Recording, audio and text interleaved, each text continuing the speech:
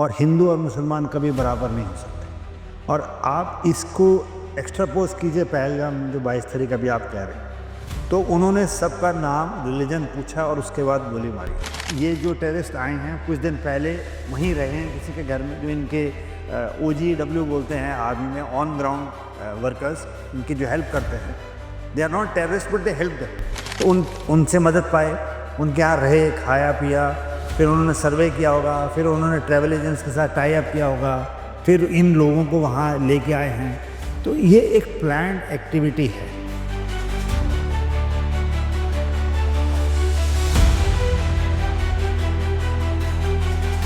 Hello and welcome to the Crazy Tales Uncut podcast.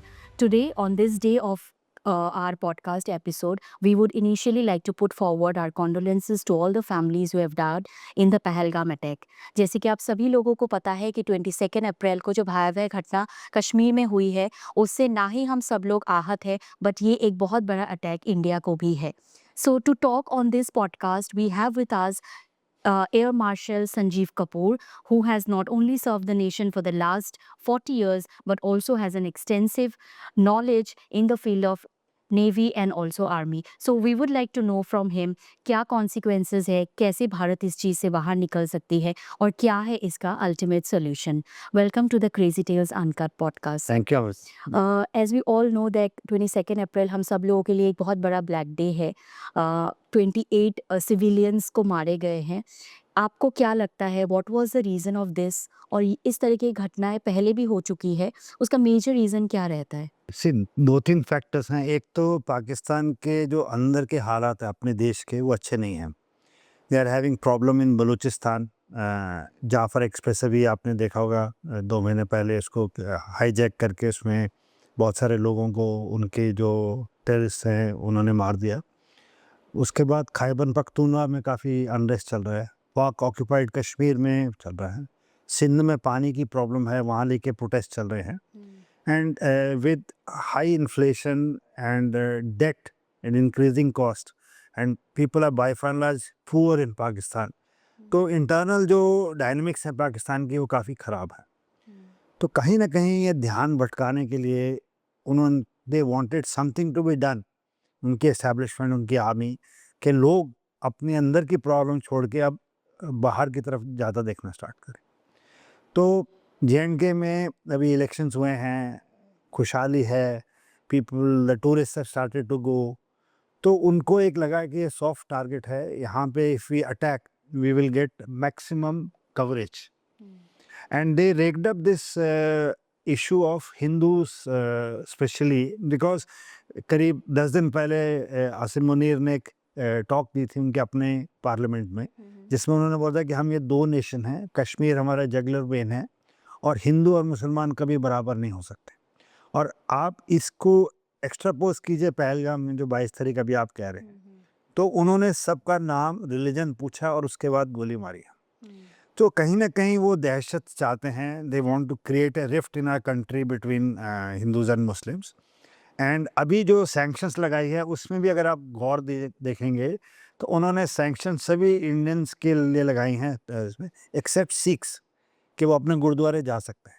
तो ये बहुत ही स्मार्ट मूव है। They want to divide every vertical in this country के ये अलग है हमसे, तो इस तरह से है। जैसे कि आपने कहा कि बहुत पॉलिटिकल अनरेस्ट है पाकिस्तान में और कहीं ना कहीं एक अनरेस्ट क्रिएट किया जा रहा है इंडिया के अंदर भी. आपको क्या लगता है उनको उनके तरह से क्या मोटिव है कि उनको इससे क्या हासिल होगा अगर पाकिस्तान में वो unrest- दे उनकी जो एग्जिस्टेंस है पाकिस्तान की, दैट इज़ एंटी इंडिया। हर किताब में, हर बच्चे को, हर जगह उसको पहले दिन से ये सिखाया जाता है कि आपका दुश्मन इंडिया है। Okay. वो जिस दिन से बड़ा होना स्टार्ट होता है, उसके माँ बाप, भाई बहन, टीचर, उसका एनवायरनमेंट, अखबार, टेलीविज़न उसको ये बताता है कि आपका एक दुश्मन है, उसको भारत कहते हैं। They are so fixated with India कि वो कुछ भूखे मर जाएंगे बट वो इंडिया को ग्रो करते हुए नहीं देख सकते। अब हमारा देश अब 5th लार्जेस्ट इकॉनमी बन गया है, अभी थोड़े दिन में it will become 4th and then the 3rd। तो कहीं ना कहीं वो उनके ध्यान में है। उनकी अपनी अर्थव्यवस्था अच्छी हालत में नहीं है, उनके यहाँ पे हर चीज़ के अंदर आर्मी, ISI की इन्वॉल्वमेंट है। तो कहीं न कहीं जब से इमरान खान को जेल में डाला है, जो उनकी पॉलिटिकल कंपल्शंस हैं, वो भी ऐसी हैं कि उनको कहीं न कहीं अपने देश में दिखाना है कि हम बहुत कुछ अच्छा कर रहे हैं। अच्छा। तो उस कारण से ये बताना चाहते हैं कि हम भारत से बहुत अच्छे हैं, हम कहीं वो नहीं हैं, तो ये अगर हम पे अटैक करेंगे तो हम ऐसा कर देंगे, हम वैसा करेंगे, तो इस तरह का नैरेटिव वो अपने लोगों को देते हैं। और जैसे कि पहले 90s में हमने देखा कश्मीरी पंडितों को वहाँ से भगाया गया है। उसके बाद भी बहुत सारे टूरिस्ट के ऊपर अटैक हुए हैं पहले भी। क्या आपको लगता है ये एक बड़ा इंटेलिजेंस फेलियर था इस बार? हाँ जी, ये इंटेलिजेंस फेलियर भी आप कह सकते हैं। इसमें जो मैं पढ़ रहा था लास्ट 2 दिन से कि वहाँ के लोगों ने मदद की है। उन्होंने ये ऐसा मेडो लिया है जो कि सिर्फ़ पोनीज़ और पैदल से जा सकते हैं, यहाँ गाड़ियाँ नहीं आती, जहाँ पे ये अटैक हुआ है। उन्होंने टाइम ऐसा चुना है कि शाम का अंधेरे होने का समय था, ताकि अगर वो अटैक करके टेररिस्ट भागे भी, तो वो जंगलों में और उसमें निकल जाएँगे तो ढूँढने से रात हो जाएगी। तीसरा उन्होंने इंटेलिजेंस फेल ऐसा है कि जो मैं पढ़ रहा था कि एक जो ट्रैवल एजेंसीज़ हैं, उन्होंने 2 दिन पहले ही ये जगह जो कि अलाउड नहीं थी, उसमें टूरिस्ट की बसेस को ले गए। तो कहीं न कहीं ये जो टेररिस्ट आए हैं, कुछ दिन पहले वहीं रहे हैं किसी के घर में, जो इनके ओजीडब्ल्यू बोलते हैं आर्मी में, ऑन ग्राउंड वर्कर्स, उनकी जो हेल्प करते हैं। They are not terrorist but they help them. तो उनसे मदद पाए, उनके यहाँ रहे, खाया-पिया, फिर उन्होंने सर्वे किया होगा, फिर उन्होंने ट्रैवल एजेंट्स के साथ टाई अप किया होगा, फिर इन लोगों को वहाँ लेके आए हैं। तो ये एक प्लान्ड एक्टिविटी है। It is not in isolation.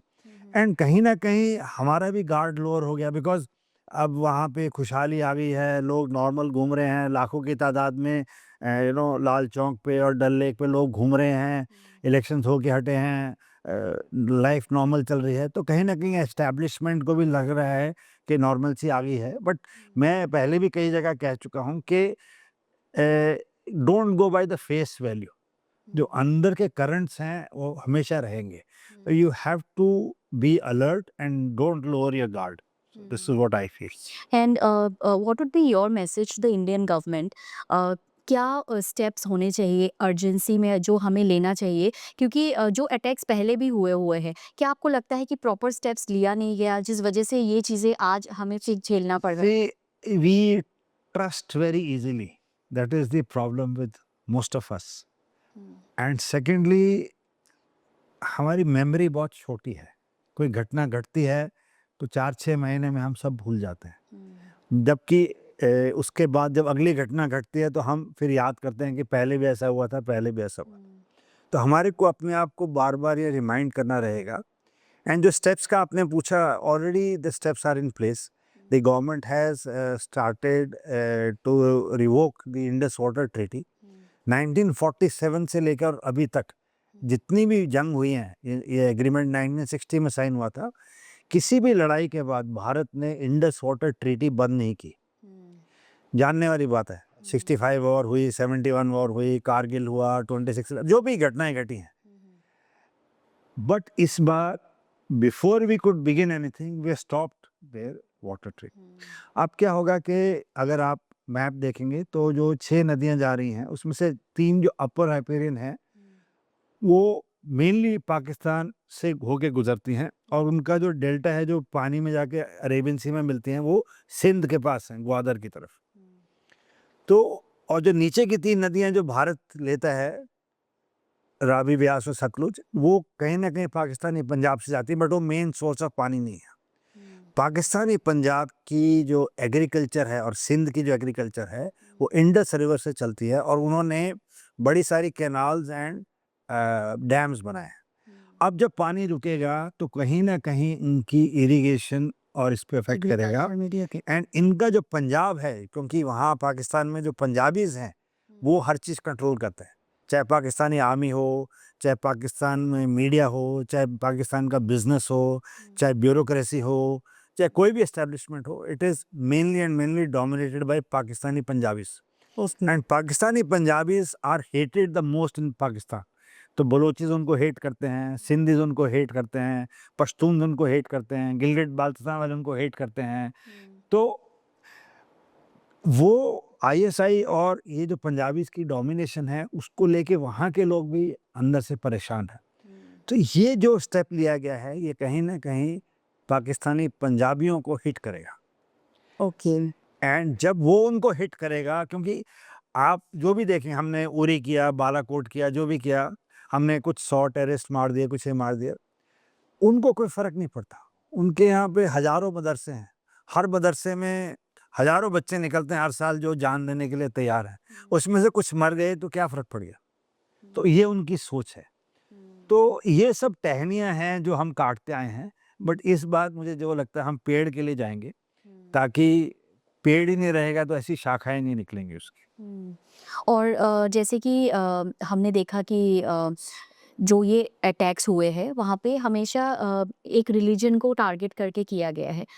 क्या आपको क्या लगता है कि जो ट्रेनिंग्स उनको दिया गया है और जो लोग कश्मीर में रह रहे हैं उनका एग्जैक्ट मेंटेलिटी इस टाइम क्या है? वो क्या सोचते हैं? सी, जैसा कि मैंने आपको पाकिस्तान में बोला कि इनको ना टीवी देखने दिया जाता है, ना इन बच्चों के पास इंटरनेट रहता है, ना इनकी ट्रेनिंग है। जब कसाब वगैरह पकड़े गए थे तो उनको 3-4 साल से ले जाके जंगल में डॉक्टर्ड वीडियो दिखाया जाता है कि भारत में मुसलमानों का बहुत बुरा हाल है, उनको बुरी तरह ट्रीट किया जाता है, उनके साथ ये किया जाता है। तो वो कहीं न कहीं हर रोज़ की ट्रेनिंग से वो उससे, तो वहाँ के भी जो बच्चे हैं उनको मदरसों में लिखा जाता है। उनको कोई बाहर, ना वो अखबार पढ़ते हैं, ना वो टीवी देखते हैं, ना वो किसी से मिलते हैं।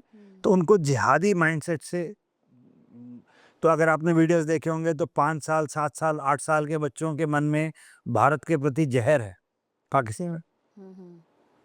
तो बोले हमारा बस चलेगा तो हम गर्दन काट देंगे, हम ये कर देंगे, हम बम मार देंगे। तो बच्चों को किसने बताया ये? तो वो उस मानसिकता से बड़े होते हैं। अब जहाँ तक कि कश्मीर की आप बात कर लीजिए, कश्मीर में कहीं न कहीं रिलीजन को लेके सिम्पैथी है इनके प्रति।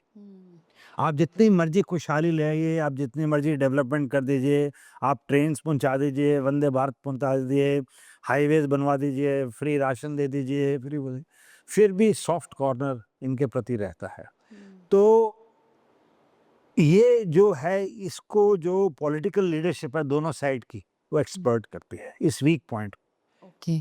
तो ये है बेसिक डायनामिक्स। आपने 40 साल एयरफोर्स में आप थे। बीइंग एन ऑफिसर आपने काफ़ी चीज़ों को देखा होगा, हैंडल किया होगा। जब इस तरीके की घटनाएँ होती है, what is your first reaction? आपको क्या लगता है? सी, हम as a nation we are, in my opinion we are reactive, we are reactive.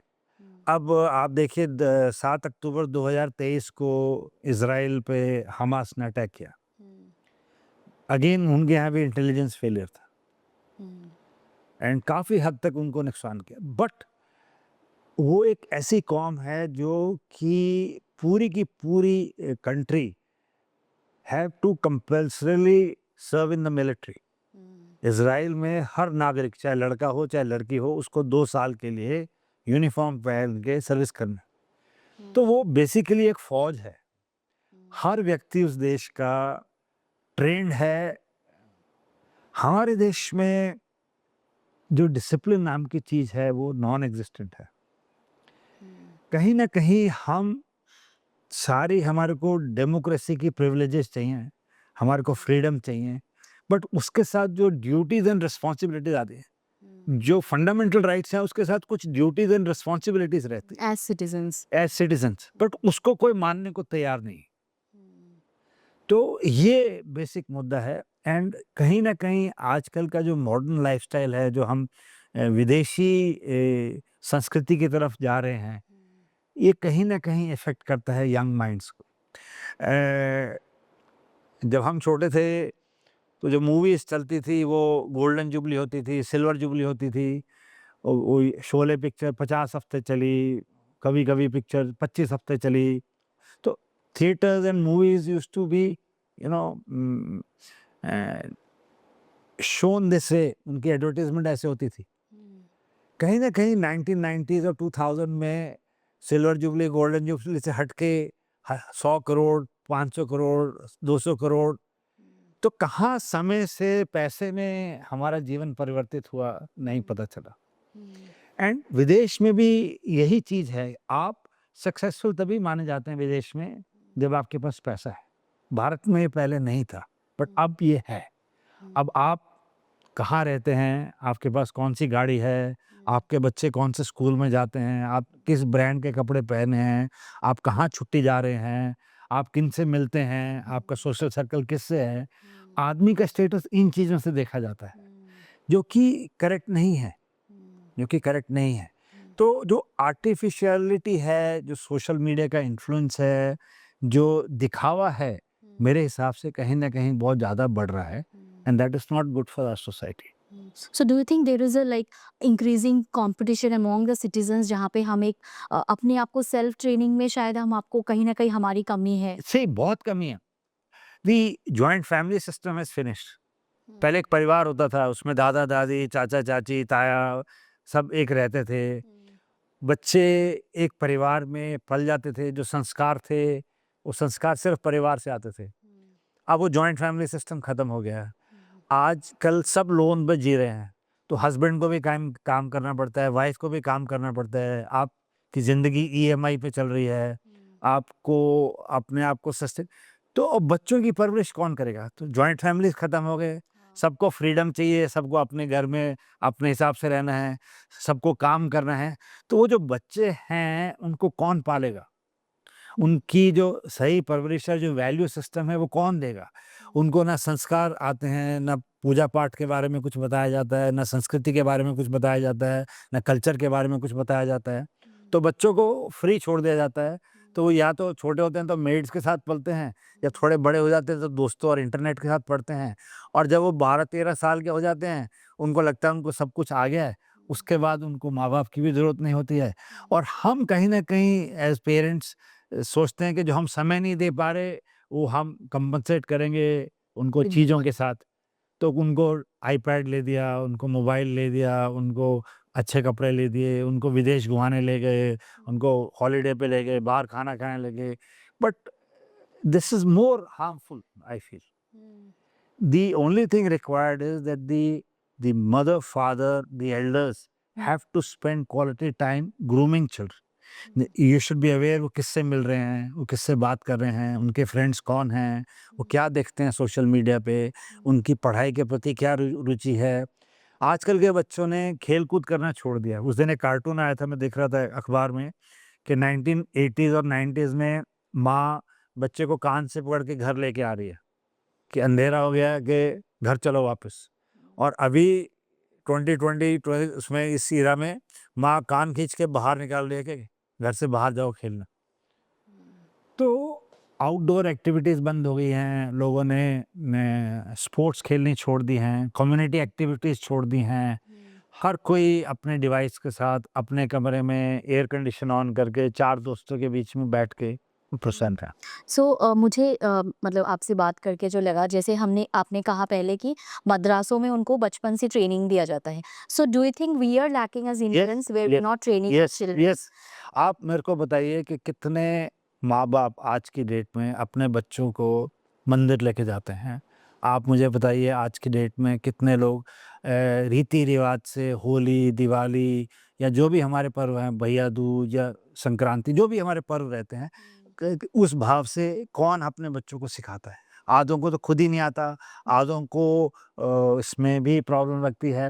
और जहाँ आपकी अपनी संस्कृति और आपकी अपनी परवरिश कहीं न कहीं डगमगाने लगती, और ये जो एंटी नेशनल एलिमेंट्स हैं इनको यही चाहिए, क्योंकि बहुत ईज़ी होता है वो भटके हुए बच्चों को अपनी तरफ खींचने के लिए। ये शायद वो नेशन का इमोशंस भी कम होता है कब जाते हैं, हाँ। तो उनको लगता है कि क्या है, क्या प्रॉब्लम है?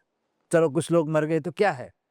बट ये जो प्रवृत्ति है, ये कहीं न कहीं हमारे को हमारे अपने रूट वैल्यू से दूर लेके जा रही है। जैसे कि आपने कहा कि हमें ये इनकलकेट करना चाहिए जो ये वैल्यूज़ है बच्चों के ऊपर। जो परिवार इस घटना के बाद आहत हुई है, जो परिवारों के साथ ये घटना हुई है इस बार, कहीं न कहीं लगता है कि हमारे साथ हुई है, इस बार कहीं न कहीं बट लोगों की याददाश्त बहुत कम होती है, जैसे आपने भी बताया कि लोग बहुत जल्दी भूल जाते हैं। आप as an air force officer, what message would you like to give to parents who are listening? क्योंकि जब हम न्यूज़ देखते हैं, हम रिएक्ट करते हैं, to keep that reaction for long, what should be done? See मेरा पेरेंट्स से यही रिक्वेस्ट है कि आप सबसे पहले तो अपने बच्चों को अपनी फोल्ड में लीजिए।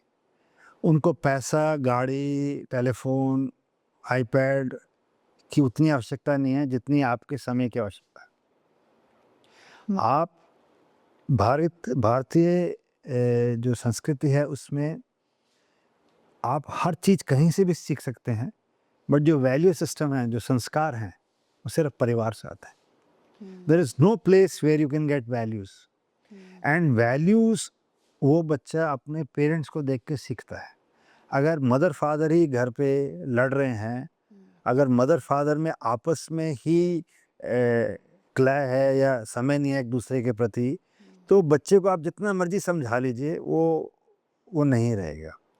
तो आपको इस तरह का माहौल क्रिएट करना है और बच्चों को आपको बड़ों से मिलवाने का कोई कारण और साधन ढूंढना चाहिए, क्योंकि ये जो युवा पीढ़ी है इसको अपने grand parents, teachers, elders, professionals के साथ बैठना चाहिए। क्योंकि मेरा जो ये मानना है कि जो विजडम है, जो ज्ञान है, वो सिर्फ बड़ों के साथ बैठ के आता है। इंटरनेट से आपको इन्फॉर्मेशन और नॉलेज मिल जाएगी, बट विजडम नहीं आएगी। तो विजडम पाने के लिए आपको बड़ों के साथ बैठना पड़ता है, एंड पेरेंट्स को ये चीज़ें जो हुई हैं उनको अपने बच्चों को याद कराते रहना पड़ेगा। क्योंकि अब मैं आपको उदाहरण देता हूँ, कुछ साल पहले 2 मूवी एक ही दिन रिलीज़ हुई। एक Sam Manekshaw, field marshal Manekshaw के ऊपर एक मूवी आई थी, उसका नाम था सैम बहादुर, और उसी दिन एक दूसरी मूवी रिलीज़ हुई, उसका नाम था एनिमल। तो एनिमल ने करीब 400-500 करोड़ का बिज़नेस किया और सैम बहादुर ने शायद 20 या 30 करोड़ का, जबकि वो एक रियल लाइफ के हीरो के ऊपर थी। तो ये जो पीढ़ी है हमारी, इनको नेगेटिविटी ज़्यादा अट्रैक्ट करते हैं, इनको वायलेंस। तो इसीलिए आप पाएंगे हर टीवी प्रोग्राम, हर मूवी, हर चीज़ सोशल मीडिया पे is promoting drugs, immoral activities, smoking, guns. तो बच्चा कहीं ना कहीं सबकॉन्शियस माइंड में सोचता है कि गन कैरी करना बहुत अच्छा है, सिगरेट पीना बहुत अच्छा है, शराब पीना बहुत अच्छा है। तो और माँ बाप के पास समय नहीं है, ना वो चेक करते हैं। तो धीरे धीरे सोसाइटी का डिग्रेडेशन हो रहा है, ये मेरा मानना। और जैसे कि ये जो अटैक पहलगाम में हुआ है, उसके बाद आपको क्या लगता है कि जो हमारे सिक्योरिटी सर्विसेज़ में जो लोग जाते हैं जैसे, क्या ट्रेनिंग में भी कुछ जो वेपन्स उनको दिया जाता है, क्या आपको लगता है वो वेपन्स उतना यूज़फुल है या फिर हमें कुछ और पर्याप्त वेपन्स नहीं, देना वेपन्स चाहिए? की कोई प्रॉब्लम नहीं है, हमारे पास सबसे अच्छे वेपन्स हैं। सी ये जो अभी लाइक जो पहलगाम अटैक में लोग आए थे उनके पास AK-47 से भी और अच्छे थे, क्योंकि देखो ऐसा रहता है कि जब अमेरिका अफगानिस्तान से निकला तो कहीं मैं पढ़ रहा था कि 17 के 20 बिलियन डॉलर्स के आर्म्स, एम्यूनेशन और वेपन्स वहीं छोड़ गया। अब वो वेपन्स कहाँ जाएंगे? तो वो बिकेंगे ओपन मार्केट में, वो करते कराते टेररिस्ट के हाथ में लग जाते हैं। वो weapons high grade military weapons हैं जो इनके दहशतगर्दों के हाथ में लग गए, और ये अब लेके उसको घूम रहे हैं। तो वेपन से कहीं ज़्यादा ज़रूरी माइंडसेट होता है। ये इस प्रवृत्ति से बड़े किए जाते हैं कि आपको इनको जड़ से ख़त्म करना है, और इसके लिए उनको ट्रेन करके यहाँ छोड़ दिया जाता है, and they are cut off for months together. अब जैसे शिकार पे जाते हैं तो एक व्यक्ति को, या आप अपने साथ किसी हाउंड या डॉग को लेके जाते हैं, उसको 10 दिन के लिए बंद कर देते हैं, ना खाना देते हैं, ना किसी से मिलने देते हैं, और उस 10 दिन बाद उस हाउंड को शिकार के लिए छोड़ देते हैं। अब वो इतना उससे निकलता है अपने शिकार को लेने के लिए, क्योंकि वो भूखा है, और उसका तो इसी माइंडसेट से इनको जो टेररिस्ट को लेके आते हैं उनको महीनों महीनों अलग रखा जाता है, उनको महीनों महीनों इस तरह से, और फिर लाके उनको छोड़ दिया जाता है। तो जो एनिमल इंस्टिंक्ट होती है उसको जगाते हैं, और उसके बाद आदमी सेंसिबल डिसीजन नहीं ले पाता। और हमने डिस्कशंस किया जैसे पेरेंटिंग के ऊपर और कैसे बच्चों को हमें समझाना चाहिए। When we talk about services like national defence academy, navy, army forces में जो बच्चे जाना चाहते हैं, बहुत बार हमारी नॉलेजेस भी नहीं होती कि कौन सी स्ट्रीम के थ्रू हम वहाँ तक जा सकते हैं। What is the basic thing how और people should see prepare for मैं नेशनल? जहाँ पे भी जाता हूँ बात करने, मैं आपके व्यूअर्स के लिए, आपकी जानकारी के लिए, मेरे 2 बच्चे हैं और दोनों मिलिट्री में हैं। ओके। मेरा बेटा नेवी में है, मेरी डॉटर एयरफोर्स में है। मैं खुद 40 साल एयरफोर्स में रहा हूँ, मेरा ब्रदर नेवी में है, मेरे फादर एयरफोर्स में। हमारी डिफेंस की फैमिली है पूरी। जो बेसिक अंतर है डिफेंस और नॉन डिफेंस में, honesty, loyalty, integrity, punctuality, manners, etiquettes, discipline, ये सब एनश्राइंड होते हैं। ये सिखाने नहीं पड़ते हैं। तो जहाँ पे भी मैं जाता हूँ स्कूल कॉलेजेस में, जो बच्चे एनसीसी के हैं वो उसी कॉलेज के दूसरे बच्चों से अलग हैं। आप कभी भी जाके नोट कीजिए, कॉलेज में अगर 50 बच्चे हैं उसमें से 20 बच्चे एनसीसी के हैं, 30 बच्चे एनसीसी नहीं ज्वाइन किए। जो ये 20 बच्चे हैं ये उन 30 बच्चों से अलग हैं। क्यों? क्योंकि ये लोग वर्दी डालते हैं, इनको डिसिप्लिन सिखाया जाता है, इनका turn out, manners, etiquettes, parade, PT, drill, camp, rifles, firing, marching इनको सिखाई जाती है। उनसे कहीं ना कहीं इनके अंदर सबकॉन्शियसली वो चीज़ें जागती है। ये हमारे देश में बहुत सख्त आवश्यकता है। अब जो बच्चे आर्म फोर्सेस में जाना चाहते हैं उसकी नंबर धीरे धीरे कम हो रहे हैं, क्योंकि आजकल की जो युवा पीढ़ी है, मैंने जैसे आपको बताया, वो बाहर ही नहीं निकलना चाहते, वो पसीना नहीं निकालना चाहते, वो दौड़ धूप नहीं करना चाहते, वो मेहनत नहीं करना चाहते। अब इन्हीं बच्चों में से अगर आप बोलिए कि आर्म फोर्सेस को ज्वाइन कीजिए तो बहुत कम लोग वॉलंटियर करते हैं। जो बच्चे आना चाहते हैं वो जनरली आर्म फोर्सेस में गांव से, छोटे शहरों से, टियर 1, टियर 2 या little weaker section of society से आना चाहते हैं, क्योंकि उनमें अभी भी जज्बा है, बट उनको कोई गाइड करने के लिए नहीं है, उनका कोई हाथ पकड़ने के लिए नहीं है। तो उनको नॉलेज सारी है बट वो इंग्लिश अच्छे से बात नहीं कर पाते हैं, क्योंकि उनको अपॉर्चुनिटी नहीं मिली। तो ये सारी परेशानियां रहती हैं।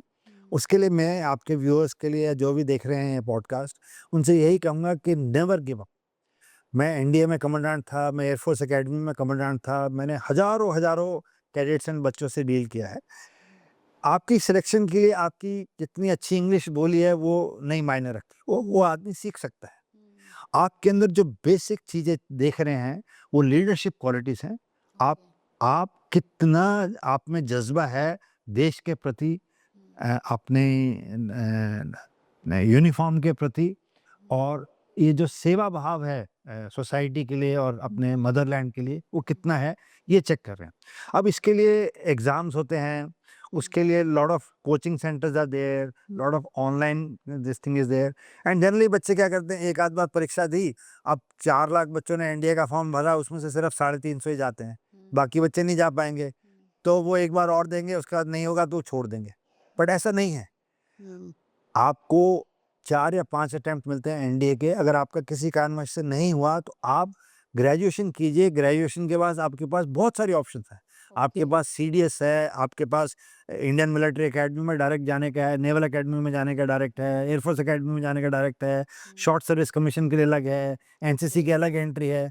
इन कहीं पे भी नहीं जा सकते तो आपके पास पैरामिलिट्री ज्वाइन करने के लिए है, बीएसएफ ज्वाइन करने के लिए ऑप्शंस हैं, सीआरपीएफ ज्वाइन करने के लिए ऑप्शंस हैं, कोस्ट गार्ड ज्वाइन करने के लिए तो ऑप्शंस बहुत हैं। बट आपको किसी से बात करनी पड़ेगी, आपको किसी से सीखना पड़ेगा, पूछना पड़ेगा। ये मेरी इनपुट। जब भी हम एयरफोर्स की बात करते हैं, जो यूनिफॉर्म होता है एयरफोर्स की, कहीं ना कहीं वो भी एक डिसिप्लिन को डिस्प्ले करता है। और जो आप लोगों की लाइफस्टाइल है उसके बारे में भी, क्योंकि कहीं ना कहीं जो बच्चे जाते हैं उनको लगता है कि हमारी लाइफ बहुत स्ट्रिक्ट हो जाएगी, हमारी जो सॉफ्ट वे ऑफ लिविंग है वो कहीं ना कहीं हैम्पर हो गई। आपने 40 साल दिया है, आपका क्या ये एक्सपीरियंस? आप, वो कहावत है ना, जब तक सोना को आप तपाएंगे नहीं, उसमें निखार नहीं आएगी।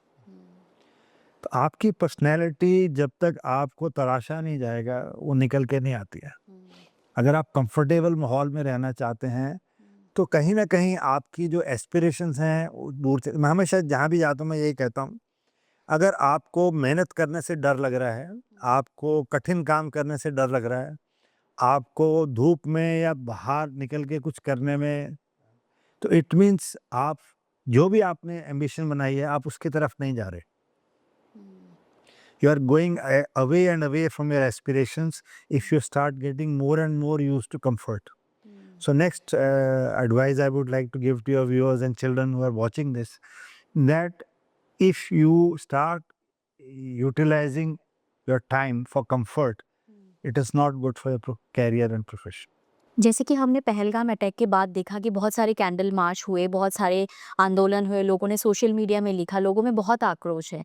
बट कहीं न कहीं क्या आपको लगता है कि एक एक कॉमन प्लेटफ़ॉर्म होना चाहिए, कॉमन फोरम होना चाहिए, जहाँ हमें अपनी कमियों के ऊपर भी डिस्कशंस करनी चाहिए और क्या मेजर्स होना चाहिए हम लोगों को, ताकि कहीं न कहीं we also stay protected? See, मैं कल भी एक चैनल में यही कह रहा था कि हमारे देश में कोई एक सेंट्रल बॉडी नहीं है जो नैरेटिव क्रिएट करे। हर पॉलिटिकल पार्टी की अपना एक आईटी सेल है और एक अपना मीडिया सेल है, हर पॉलिटिकल। बट भारतवर्ष का कोई एक सिंगुलर एजेंसी नहीं है जो जो देश कहना चाहता है वो कहे। और कहीं न कहीं हम इतने ज़्यादा फ्री हैं अपने थॉट्स एंड इसमें आइडियोलॉजी में कि हर आदमी का उसी टॉपिक के ऊपर डिफरेंट टेक है और एवरेज आदमी कंफ्यूज्ड है कि इस स्थिति में मुझे क्या करना चाहिए। हाँ, ये भी ठीक बोल रहा है, वो भी ठीक बोल रहा है, हाँ, ये भी ठीक हो रहा है, इसमें क्या प्रॉब्लम है? सो इस प्रवृत्ति से जब बच्चे बड़े होते हैं, तो कहीं न कहीं और ये मानसिकता वो चाहते हैं, जो एंटी नेशनल लोग हैं, जो आपको हमेशा कन्फ्यूज़ चाहते हैं, उनको लिए ये सबसे अच्छी रेसिपी है कि जो युवा पीढ़ी है, वो कन्फ्यूज़ रहे और वो उसमें सक्सेसफुल हैं। अब हमारे को एकजुट होके ये जो वॉइस है इसको इकट्ठा करना चाहिए। इसमें आपका मीडिया का बहुत बड़ा योगदान है एंड आपको as people who are connect with the masses regular basis पे ये चीज़ें फ्लैश करके और बताना चाहिए। घर में पेरेंट्स को, स्कूल में टीचर्स को और बाकी एजुकेशन इंस्टीट्यूशंस में एंड फोरम्स में इन चीज़ों को हमेशा जागरूक रखना चाहिए सोसाइटी को कि ये कभी भी, कहीं पे भी और किसी के साथ भी हो सकता है। तो you should be prepared. So that is all. One more question, जैसे कि हम अगर हम साउथ ईस्ट एशियन कंट्रीज़ में जाते हैं, सऊदी अरेबिया में जाते हैं या दुबई में जाते हैं, हमने देखा वहाँ पे एक strict discipline in terms of outfits, हम क्या पहन के जाए, किस तरीके हम सोशली हम चले। क्या आपको लगता है इंडिया में भी एक स्ट्रिक्ट रूल या फिर स्ट्रिक्ट नैरेटिव होना चाहिए for the citizens of India? होना चाहिए क्योंकि आज मैं कई स्कूल, कॉलेजेस, यूनिवर्सिटीज़ में जाता हूँ, specially I went to a few girls colleges also अभी। I was appalled at the dresses which the young girls are wearing, especially who are coming to study. They are not going for a party, they are not going for a picnic, they are not going for some excursion. They have come to college to study. But मुझे उनके outfit से, उनकी activities और हरकत से कहीं से भी ऐसा नहीं लगा कि वो स्टडीज़ के प्रति सीरियस है। तो यहाँ पे कहीं न कहीं पेरेंट्स का फॉल्ट है क्योंकि आपने इतनी आज़ादी दे दी है बच्चों को ज़रूरत से पहले और एक ऐसी स्टेज आ गई है कि बच्चों ने आपका सुनना बंद कर दिया। जब ज़रूरत थी तो आपने उनको टाइम नहीं दिया। अब वो जब बड़े हो गए हैं, जब वो आपसे सुनने के उसमें नहीं है आदी, और अब आप उन पे रिस्ट्रिक्शंस या बंदिशें लगाओगे तो उनको एक्सेप्टेबल नहीं है। तो जो इन्फ्लुएंस है सोशल मीडिया का, फ्रेंड्स का, वेस्टर्न कंट्रीज़ का, वो बहुत ज़्यादा है। वो बच्चा भारत का हल्दी दूध छोड़ के वो एनर्जी ड्रिंक पिएगा जिसके अंदर 50 ग्राम्स ऑफ शुगर है और आर्टिफिशियल सारे केमिकल्स हैं, उसको वो पसंद है। बट जो घर के बाहर लस्सी या नींबू पानी बन रहा है उसको पसंद नहीं है क्योंकि उसकी एडवर्टाइजमेंट नहीं आ रही है। आपने किसी भी जगह में लस्सी की एडवर्टाइजमेंट देखी है? तो एक कहावत है कि जो चीज़ें अच्छी होती है उनकी एडवर्टाइजमेंट नहीं होती है। And you should never buy anything which is advertised because best things are never advertised. That's true. So this is the kind of lessons which the parents and the elders should give to the children. And that will only come when you catch them at a young age. जब वो हाथ से निकल जाते हैं, अब आप सोचो हम इनको सुधारेंगे तो मुश्किल है, तो तब मुश्किल है। और जैसे कि आपने कहा आप एयरफोर्स में आप 40 इयर्स से थे। बहुत बार हमने देखा कि जो गर्ल्स की इनटेक है एयरफोर्स में जो लोग जाते हैं उसकी मतलब नंबर ऑफ क्वांटिटी कम है। अभी क्या चेंजेस आई है और गर्ल्स इसको कैसे ले रही हैं? See, 90s से एयरफोर्स में गर्ल्स आ रही हैं and they becoming pilot. So when I was an instructor, तो we used to teach girls. Girls are phenomenally good and talented. I inducted that first batch of girls at NDA. आज Air Force में girls are flying Rafales, girls are flying Su-30s, girls are flying helicopters, girls are flying transport aeroplanes, girls are managing missiles, girls are managing radars, girls are walking on Rajpath, girls are commanding everything. तो ऐसा कोई अंतर नहीं है and I find के girls are doing better than boys, because कहीं ना कहीं अंदर से उनको है कि हमें प्रूव करना है कि हम किसी से कम नहीं हैं। तो ये जो भाव है, एंड जैसे मैंने आपसे थोड़ी देर पहले कहा था, most of the girls are coming from tier 2, tier 3 और रूरल बैकग्राउंड। ओके। जो शहर के बच्चे हैं, जो अर्बन बच्चे हैं, जो अच्छे परिवारों से बच्चे हैं, वो मेहनत का काम आज की डेट में नहीं करना चाहते।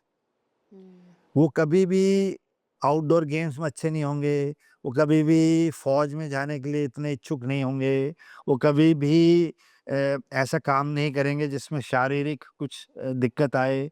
वो पहाड़ी जैसे चढ़ने को बोलेंगे तो बोले हमें नहीं चढ़ना, धूप में कहीं जाना बोला हम नहीं जाएंगे। तो इस तरह से जो सॉफ्ट अपब्रिंगिंग है धीरे-धीरे, वो कहीं न कहीं अर्बन सोसाइटी के बच्चों को हमारे देश में आई थिंक सो अफेक्ट कर रही है। तो उसको हम कैसे चेंज कर सकते उसमें हैं? What should be again the training उसमें should be ट्रेनिंग done? के लिए parents have to be strict, the teachers have to be strict, the children themselves have to realise कि अगर हमें कुछ अचीव करना है लाइफ में तो हमें घर से बाहर निकलना पड़ेगा। सोशल मीडिया को कहीं ना कहीं हमारे को फ़ोन्स को और डिवाइसेस को कुछ समय के लिए बाहर रखना पड़ेगा। मैं उसी दिन देख रहा था, मैं कल ही बात कर रहा था, एक गर्ल्स की आपने बात की, तो एक बच्ची है काम्या कार्तिकेयन, वो 17 साल की है। मैं कल बेनेट यूनिवर्सिटी में टॉक देने गया था, तो मैंने पूछा, हॉल भरा हुआ था, मैंने पूछा आप में से कितनों ने काम्या कार्तिकेयन का नाम सुना है?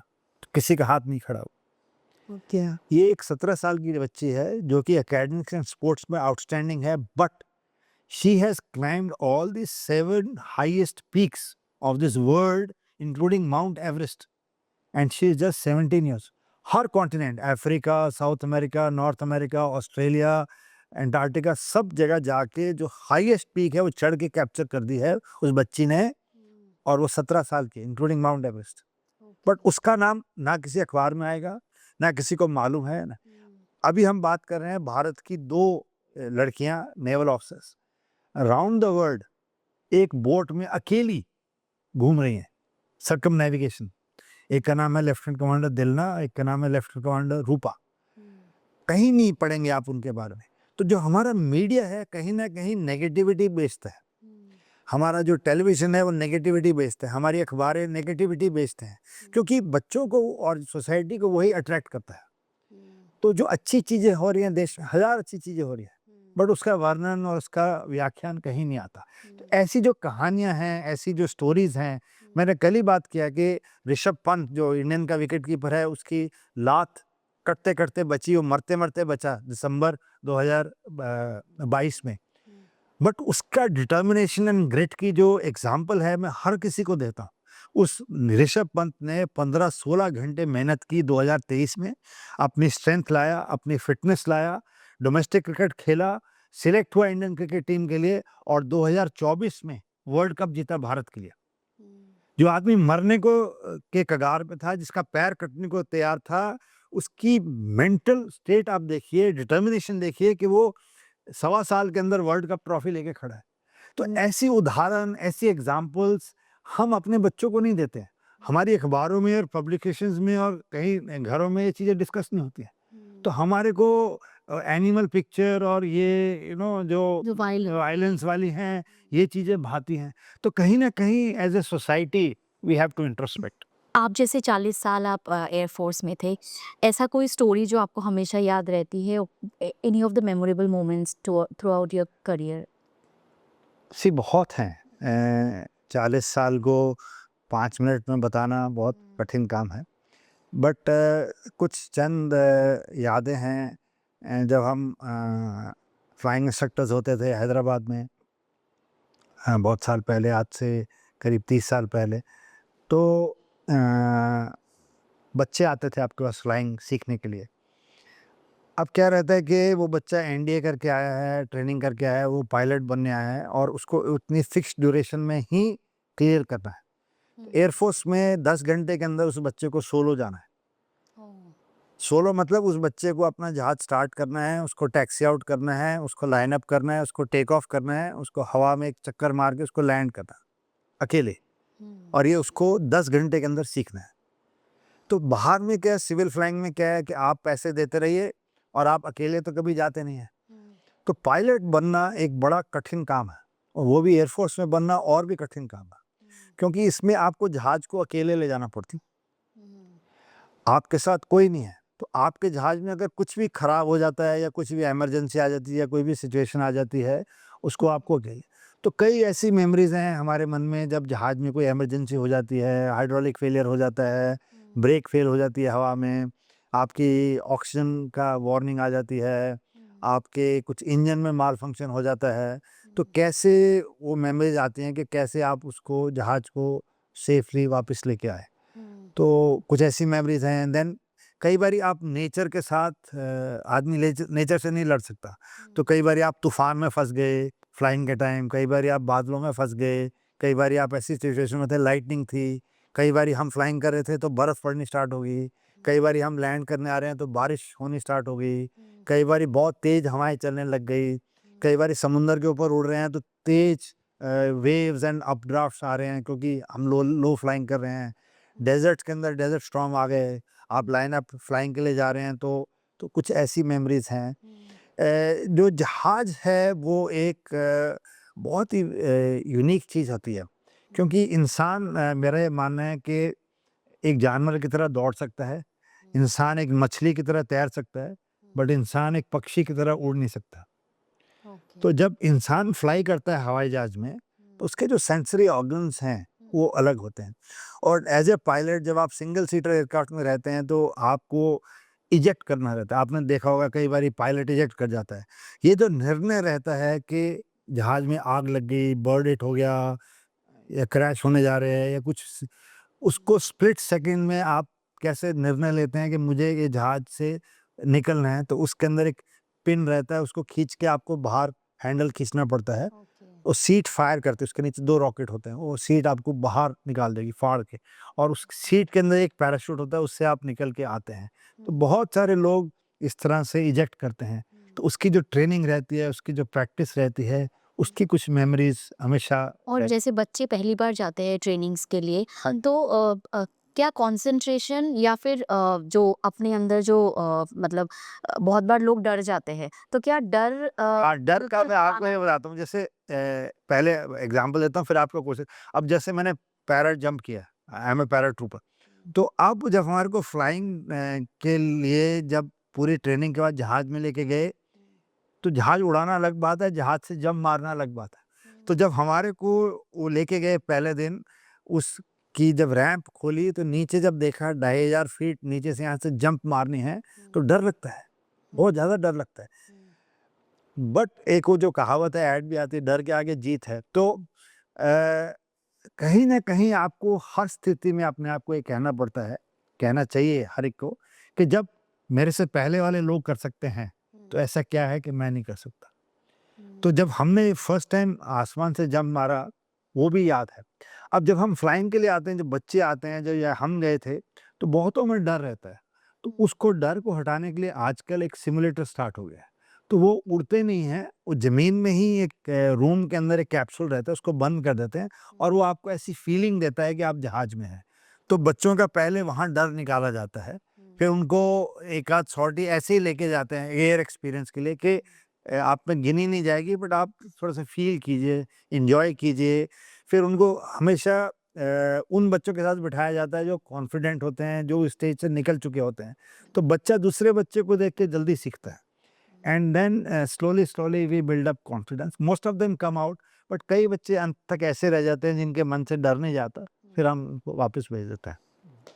उसका क्या परसेंटेज होता है जो लोग छोड़ जो छोड़ के जाते हैं 2 से 4% होते हैं जो विलिंगली छोड़ जाते हैं, 5 से 7% होते हैं जो मेडिकली या अनफिट होते हैं या कोप अप नहीं कर पाते हैं। तो ऑल इन ऑल सब मिला के करीब 10% बच्चे जो हर साल आते हैं वो मतलब नहीं मेकअप कर सकते हैं।